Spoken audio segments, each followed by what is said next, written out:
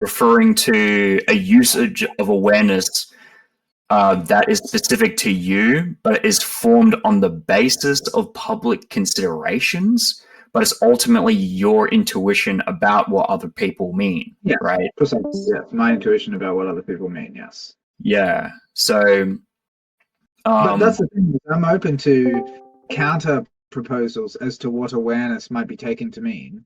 I have a hard time imagining a way of unpacking what that term, how that term is deployed in discourse that's going to be meaningfully different from receptivity to information. Right. Okay. Yeah. So I still don't see what the what difference the word awareness would actually make, right? By itself, other than just simply, yeah. Well, yeah. Obviously, if you mean it just to say receptivity to information, then it's like, I don't see it ranging over the same applications as most people would apply the word awareness to. So I think, yeah, awareness would be applied to a much narrower range of phenomena than receptivity to information as defined, right? Where it's like it's not really distinct from any input state. Any input state qualifies as awareness, right? But I take most people to have some sort of like component of like conscious, like, so there's like an essential relation to consciousness, right? I'm not sure if that's also how you're using it as well, right? Is there some essential relationship to consciousness in that consciousness arises out of receptivity to information? Okay. That's the precursor condition for consciousness. Before you can become conscious of something, you first have to be capable of receiving information.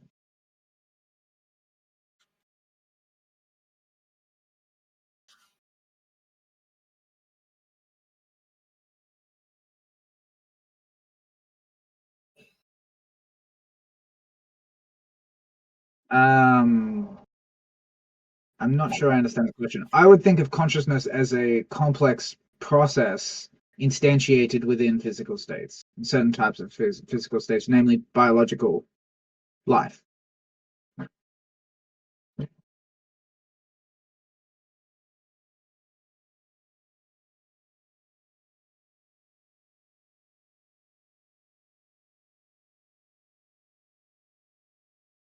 I mean, I certainly agree that, like in everyday discourse, when people talk about awareness, they're talking about the awareness that a person has of something, or that an animal has of something, or that a plant has of something. Because again, the supposition which seems natural to us is that the environment is that there's this hard line to be drawn between the environment, inanimate stuff, and animate stuff, which I think has a lot of merit, and that's a very useful way to think. However, my thinking on the matter is that once you get down to brass tacks about what awareness actually means, what the definition, what is a really plausible definition of awareness, it's once you get clear on what exactly awareness is, that you see that hard line between animate and inanimate, where only animate things can be aware, that seems to break down at that point.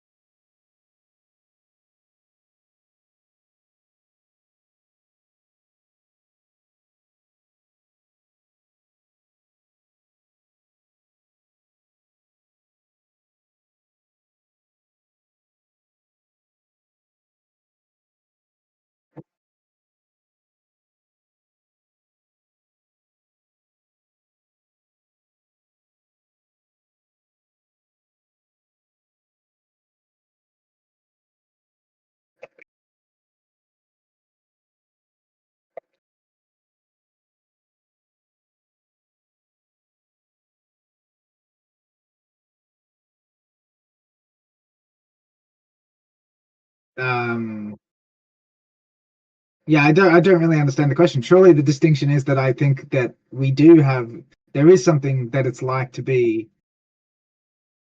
a creature like me, right?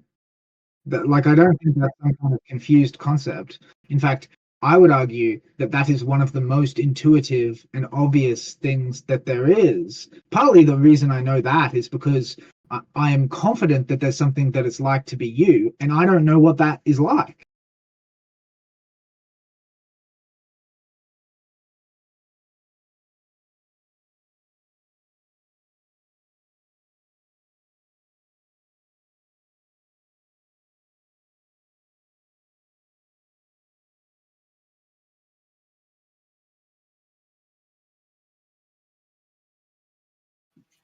Wait, I've got a question.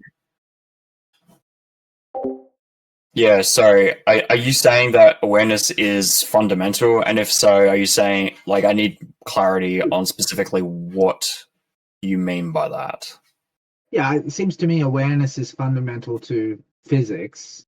Uh, and the way that I would unpack that is by saying that things have an internal nature, an identity, something that makes them what they are, and they also exist in external relationships with other things that have an internal nature, and they interact in space and time, and the interactions cause changes to the internal states.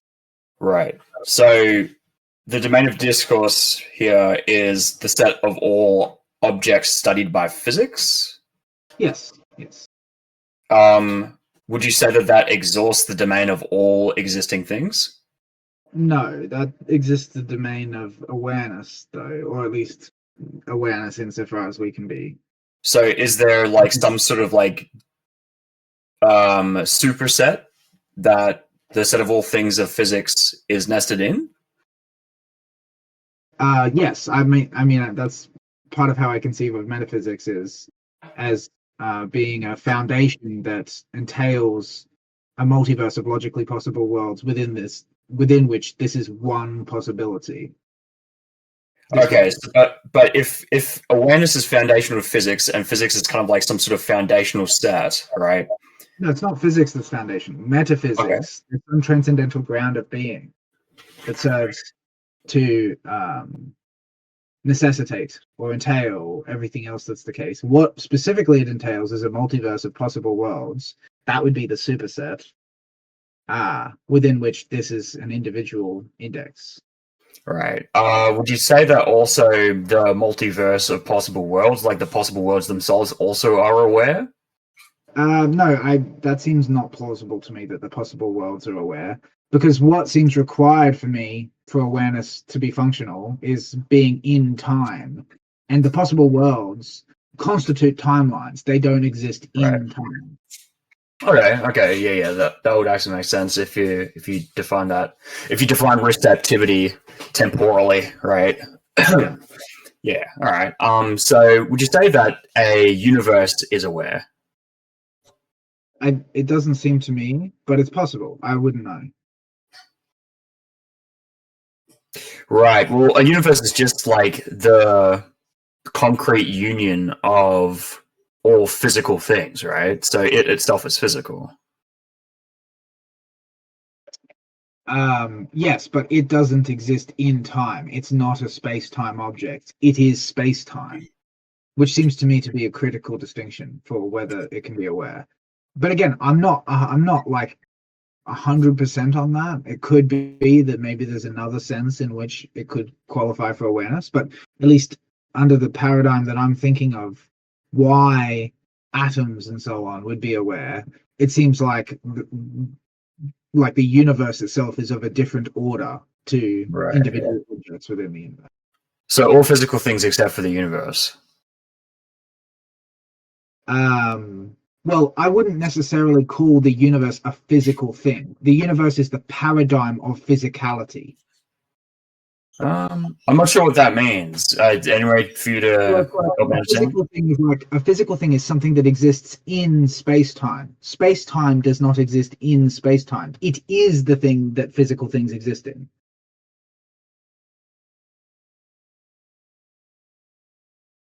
Mm. Okay, I'll have to give that some more thoughts. The cosmological unit that is a universe isn't a thing that exists within our physical universe. It would just be, yeah. Well, it would be a part of itself, right? On any standard notion of parthood in Mariology. I mean, and this is why I like bringing up an inside and an outside in the side chat. It's just like, is the edge of the universe something that's considered to be part of the physical inside of that universe? No different than like the cell wall is considered to be part of the cell, even though it's the limit I'm not too sure if that necessarily maps to what I'm trying to say, but like what I'm ultimately proposing here is that the universe would be kind of similar to the arbitrary object that stands in for like a universally quantified statement. So like if we had the domain of physical objects, right, you have this kind of like box, right? And then within the box, you have the set of all entities. They get represented by like dots or like tiny little circles, right? And then you're able to represent like different properties that are exhibited by the set of all physical things with like subsets or circles that kind of contain certain dots and stuff like that. But there are entities that we can talk about which basically stand in for the set of any one, at least one of the physical objects. So you'd call that, you'd refer to it using an indefinite name. And then you can also refer to like the thing that stands in for some sort of abstraction over the set of all physical objects with some sort of arbitrary term, right? Or some sort of abstract term, right? And this is kind of like needed in order for us to be able to, do universal generalization in any first order logical system. So there is a sense in which the term has to actually be able to refer, right? If we have some sort of arbitrary term, right?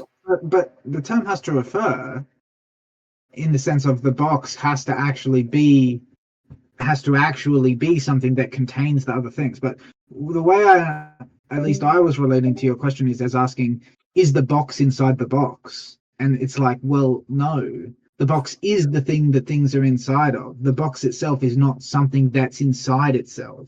That's right. I'm not saying that I'm not referring to the box as the referent of the arbitrary term. The referent of the arbitrary term is just simply this object that's representative of every single object that's within the box.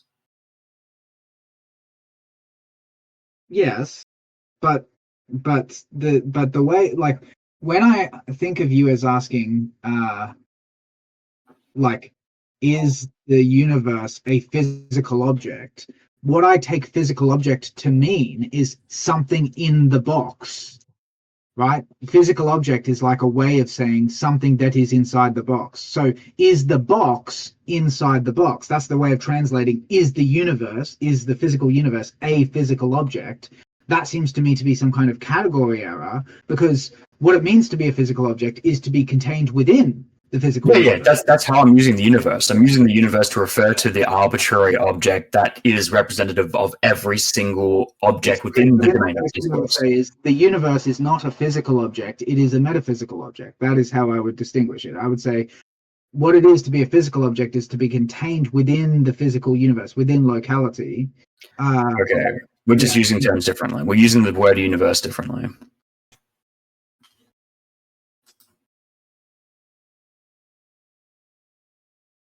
I'm guessing Instinct had to quickly go. Yeah, I don't think he pooped his pants. I did not poop my pants, but someone came into my room and started talking to me. All right, well, coin flip. It could have been either or. No doubt. I do have to go in a second, though. But I'm happy to continue this conversation like at a later date. Yeah, I'll just write down some stuff. I got myself a fucking microphone that I can use my in-ear monitors with. So I can not use my cans and be a little, you guys all hear my real voice and not the fucking tinny ass bullshit that happens through this mic.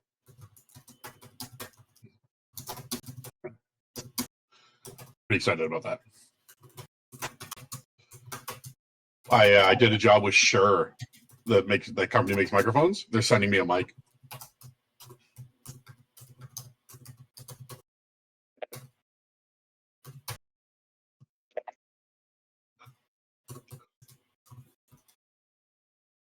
Hell yeah. Assassin's Creed Black Flag alludes to the famous Captain James Kidd. Was a woman in drag, pretending to be a man so she could be a pirate.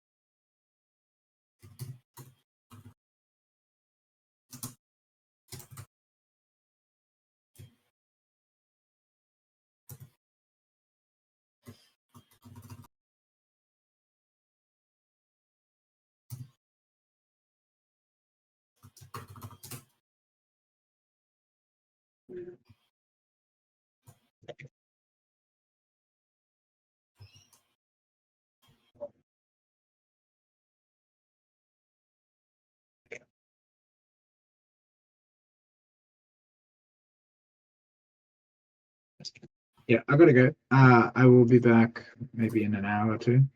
But, All right, love you, sweetie pie. Talk to you soon. bye, love yous. See ya.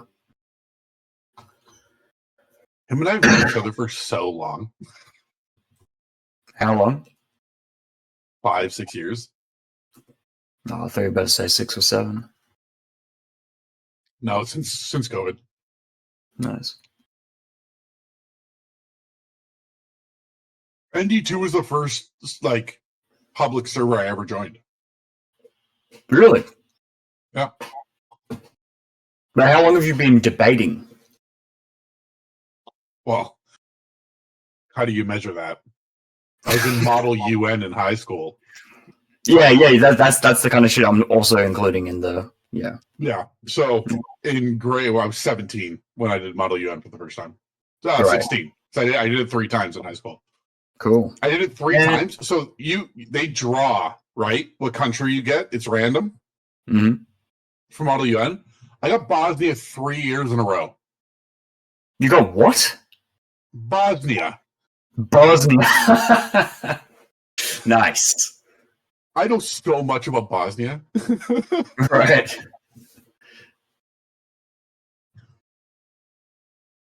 Yeah. I wish Australia did shit like that. Well, we might actually do that shit with the rich cunt universities, but like it doesn't seem to be as big of a.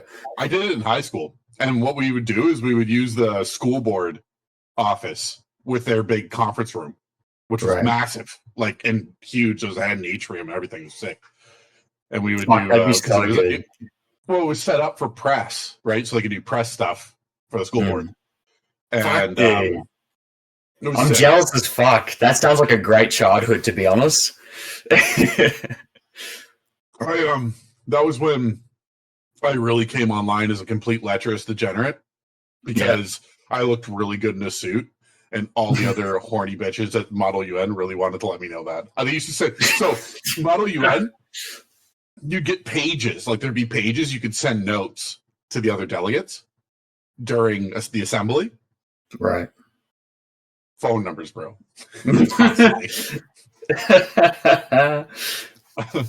Yeah.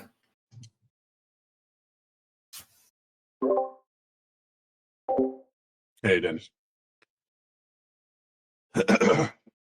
Yeah, David.